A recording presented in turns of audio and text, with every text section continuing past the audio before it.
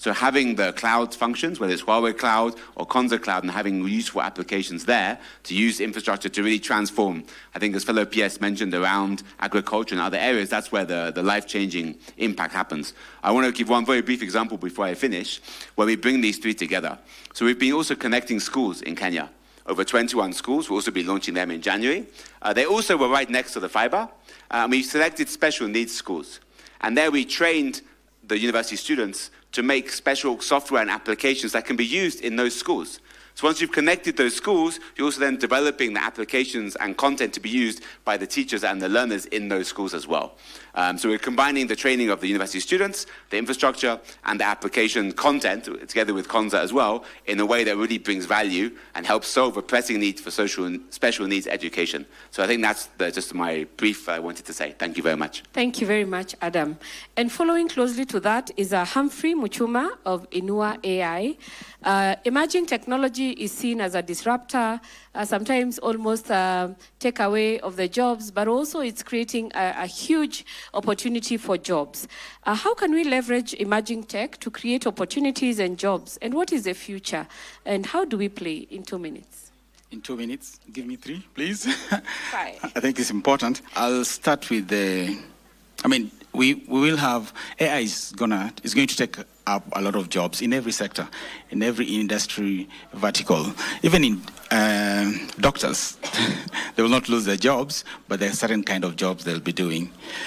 Even teachers, we actually have a team in the US that we work with that actually have avatars of teachers that actually use voices of teachers to teach. So the teacher can actually program that avatar to teach, and he or she will take off, some time off from teaching. So it's going to take some jobs, but at the same time, it's going to create multiple jobs in the industry. But it's also important for our young people to take note of this. I'm going to rush through it really quickly.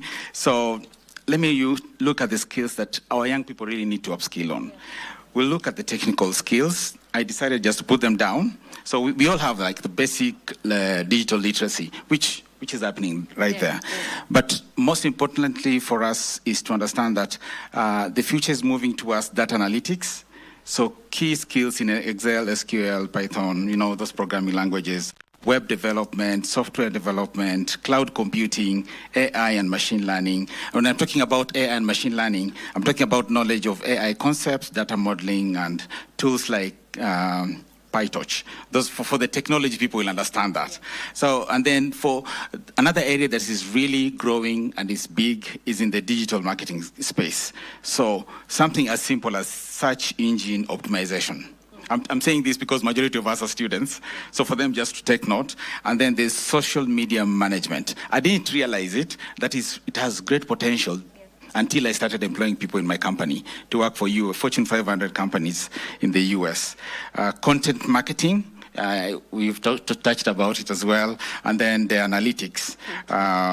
And then in cybersecurity is big. Data security, knowledge of protecting sensitive data, of course, and then threat analysis. An area that has been neglected is the side of compliance. You're not just there looking at the machines, the computers to check on the threats, but you're also enabling organizations comply. And then there's the creative skills in graphic design, video production, and then the soft skills that our sister, Madam PS Nyangala, has talked about, collaboration, communication, which is key, critical thinking, adaptability, and then specialized skills in niche areas like e-commerce, which you've touched on, and then blockchain technology, data annotation. We'll adopt, I think, close to around 20 students. Yes. We'll give them full-time jobs to do data annotation from maybe around February. Through our organization. Yeah. Clap for that. We have 20 jobs. Thank you. Yeah, and I think what we need to encourage most will be continuous learning. Yes. continuous learning is important.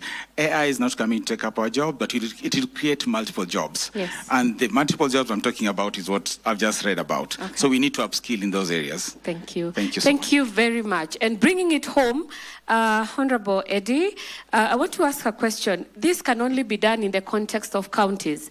And today we are in Kakamega County. The question is, how is a county leveraging its leadership position to provide direction that enables that change to happen at the grassroots level? Thank you very much, Madam Dambuki. First of all, before I answer your question, I want to note that Kakamega County has a population of 70% youth, that is 35 years and below. And as counties, we are leveraging on that by passing policies and legislation that support the digital economy. Also, as a Kakamega County specifically, we have come up with a digital skills development bill that will ensure continuous institutionalization of training and the maintenance of these hubs. So as a counties, we are coming up with policies like in Kakamega County, we have come up with policies that requires us to have data centers in each and every municipality. And for now, through the leadership of the governor, His Excellency Fernandez Baraza, we are coming up with a data center in Mumias and another one in Malava. Also, as counties, we are also coming up with enough budgetary allocation continuous to sustain these digital hubs and data centers that we are coming up with. So it is through legislations that also attract partners from far and wide, through PPP bill that we've just passed recently, to invite them to come help us develop these hubs and maintain them. Thank you. Thank you very much. Let's give them a good round of applause. Thank you. I want to transition this to a question and answer session, but only two. So the first two persons with burning questions, I can see one. One more? Two, yes. So please be upstanding. We have our team will help with roving mics. Please make your question 1 minute each.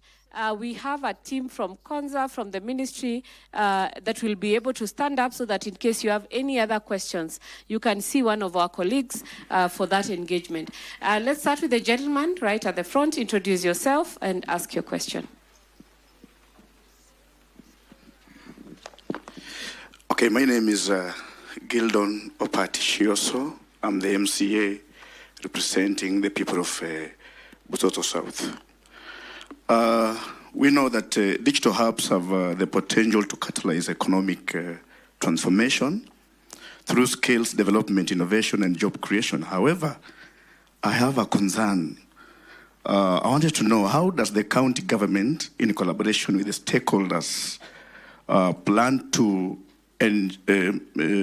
equip youth not only with the technical skills, but also with financial literacy and entrepreneurial competencies to turn digital opportunities into tangible economic growth?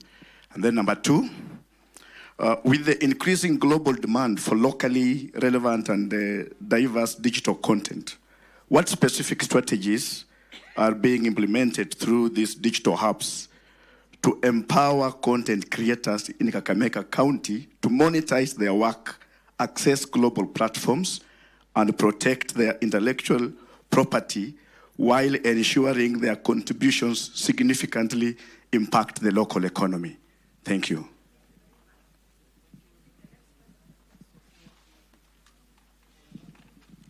Good morning, ladies and gentlemen, officials, government officials. My name is Rosemary Segero. I'm a president of a company called Africa SIG Economic Development and an organization called Hope for Tomorrow.